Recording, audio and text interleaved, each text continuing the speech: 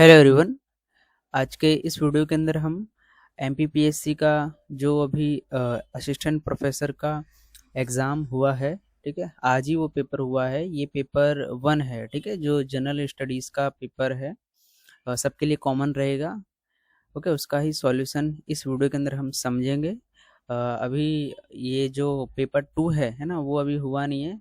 जब मैं video record कर रहा हूँ तब तक अभी शायद एग्ज़ाम चल ही रहा होगा।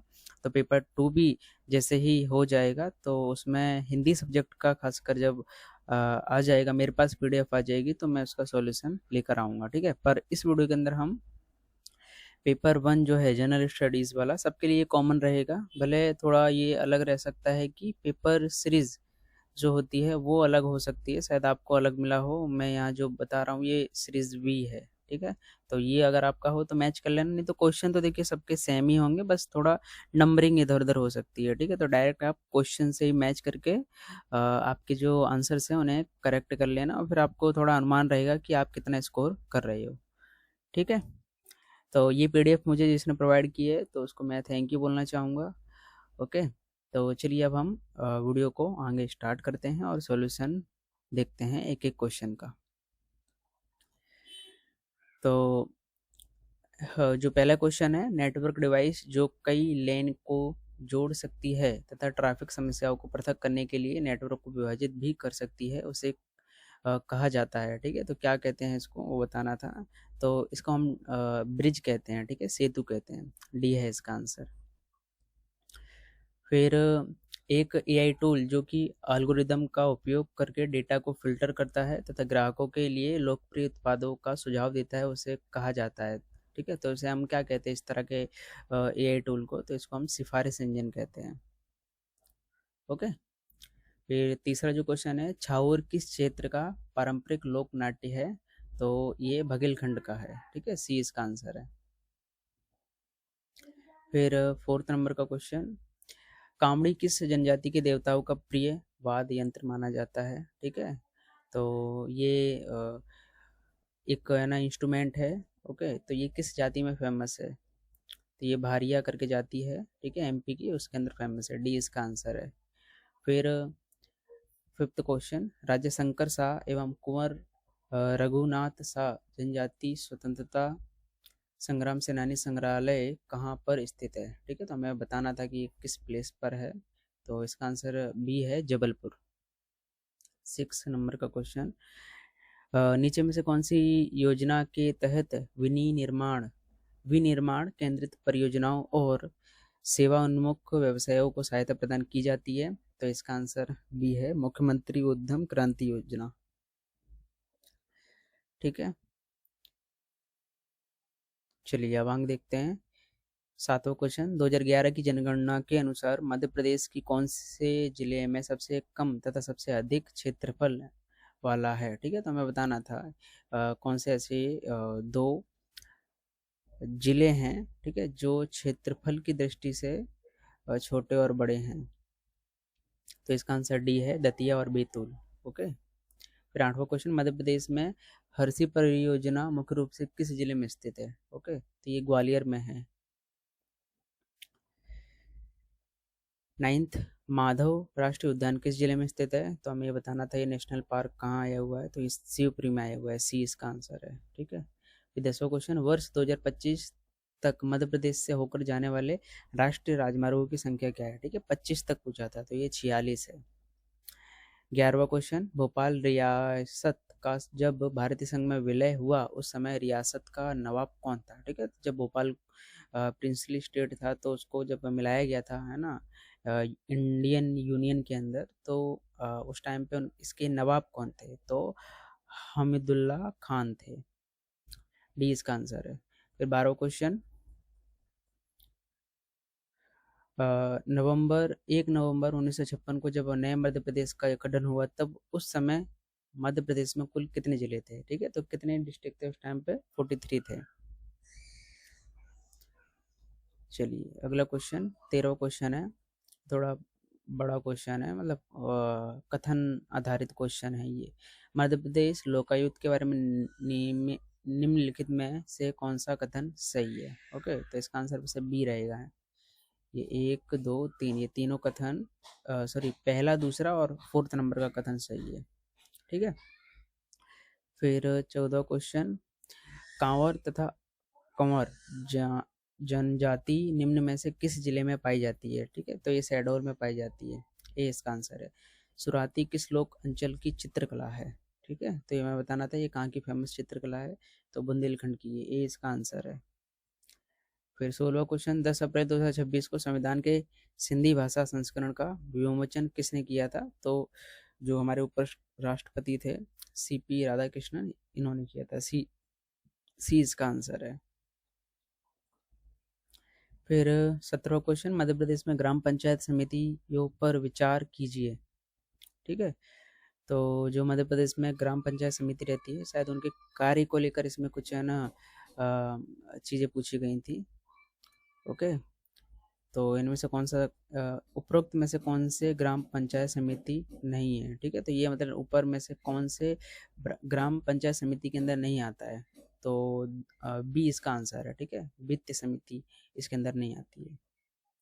18वां क्वेश्चन, मध्य प्रदेश के बजट अनुसार 25-26 के अनुसार मध्य प्रदेश के बजट अनुमान 2025-26 के अनुसार सबसे अधिक व्यय किस क्षेत्र में प्रस्तावित किया गया है?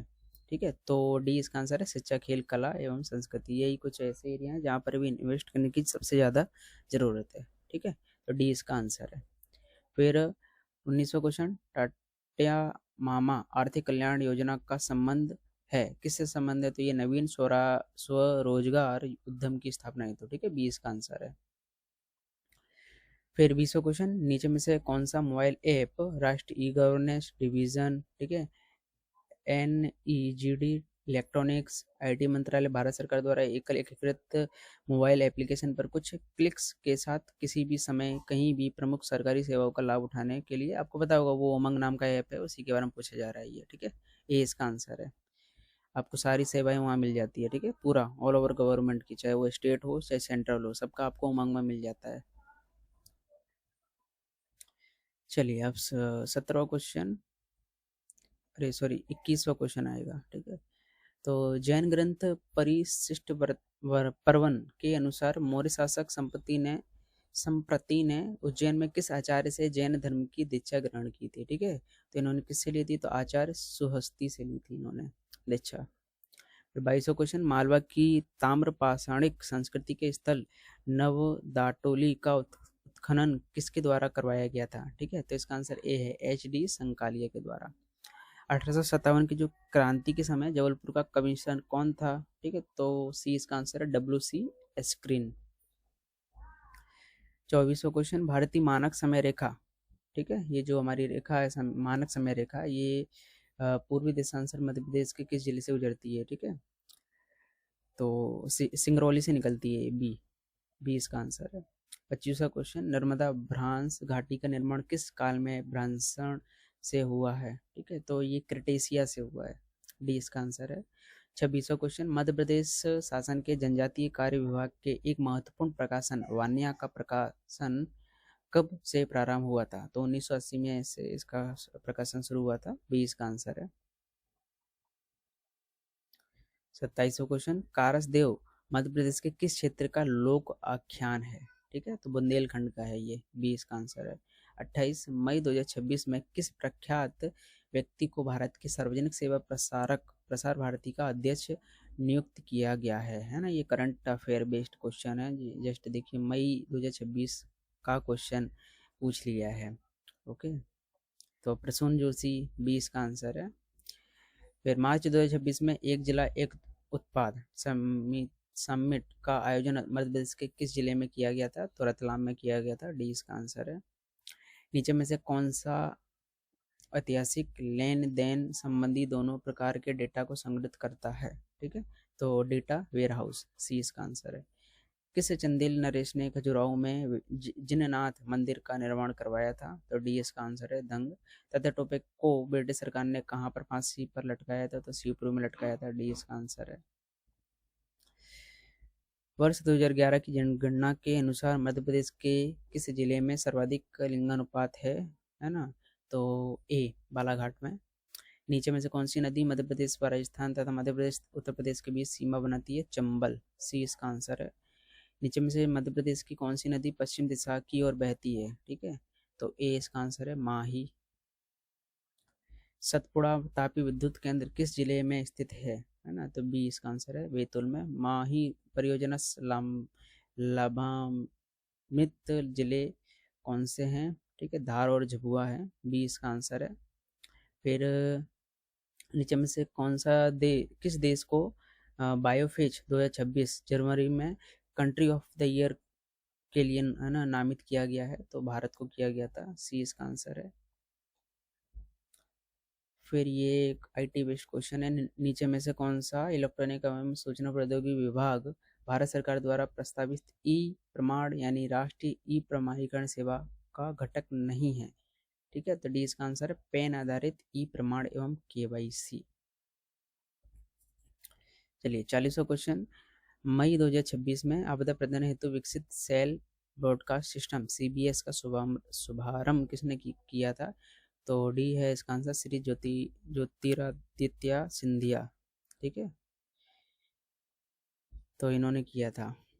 ज़्यादातर क्वेश्चन वैसे जो करंट अफेयर बेस्ड आए हैं वो जस्ट है ना जो पिछला ही महीना है, जैसे अभी अगस्त चल रहा है, तो देखिए जुलाई जून है ना, यानी 1-2 महीने पहले ही पेपर बनाया गया है। 41वां क्वेश्चन, गोंड नरेश संग्राम शाह ने नीचे में से किस ग्रंथ की रचना की थी? ओके, तो रस रत्नमाला, सी इसका आंसर है। 42वां क्वेश्चन, मध्य प्रदेश के किस स्वतंत्रता संग्राम सेनानी ने जंगल सत्याग्रह के लिए मोतीलाल नेहरू से अनुमति प्राप्त की थी? सी इसका आंसर है, सेठ गोविंद दास ने। ओके, फिर ये एक जोड़ी मिलाने वाला क्वेश्चन था और पूछा गया था कि इसमें उपरोक्त में से कितने युग्म सही सुमेलित हैं? ओके, तो 2 इसमें सही हैं।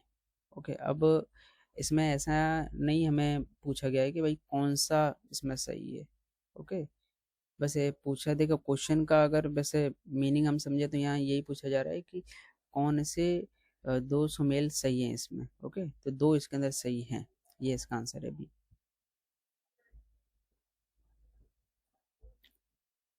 ठीक है, चलिए अब अगला क्वेश्चन देखते हैं। 44वां क्वेश्चन, कथन दिए थे, दोनों को हमें बताना था कि सही है ना, सही कौन कौन से हैं? तो दोनों ही सही हैं, ए इसका आंसर है। ओके, मध्य प्रदेश गोवंश वध प्रतिषेध अधिनियम 2004 के प्रावधानों के अंतर्गत पशुपालन विभाग के सचिव को पशु चिकित्सा अधिकारी नियुक्त करने का अधिकार है। ओके, ये भी सही है। फिर पशु चिकित्सा अधिकारी का अर्थ है ऐसा व्यक्ति जिसे अधिनियम की धारा 3 के तहत पशु चिकित्सा अधिकारी के रूप में नियुक्त किया गया हो। ओके, दोनों सही हैं। फिर पंचायत अनुसूचित क्षेत्रों का तक विस्तार, ठीक है, अधिनियम 1996 के अंतर्गत ग्राम सभा के बारे में नीचे में से कौन से कथन सही हैं? ठीक है, ग्राम सभा के बारे में नीचे कुछ कथन दिए गए थे, उनमें से मैं बताना था सही कौन से हैं, तो इसका आंसर बी रहेगा, पहला, दूसरा और चौथा जो ऑप्शन है वो सही है। 46वां क्वेश्चन, मध्य प्रदेश में धरती आबा जनजाति ग्राम उत्कर्ष अभियान कब से प्रारंभ किया गया था? तो 2 अक्टूबर 2024 से, है ना, बी इसका आंसर है। 47वां क्वेश्चन, मध्य प्रदेश के बजट 25-26 में 27% पूंजीगत परिव्यय में वृद्धि प्रस्तावित की गई है, यह दर्शाती है, तो ये है ना संपत्तियों का सृजन दर्शाती है। ठीक है, ये इसका आंसर है।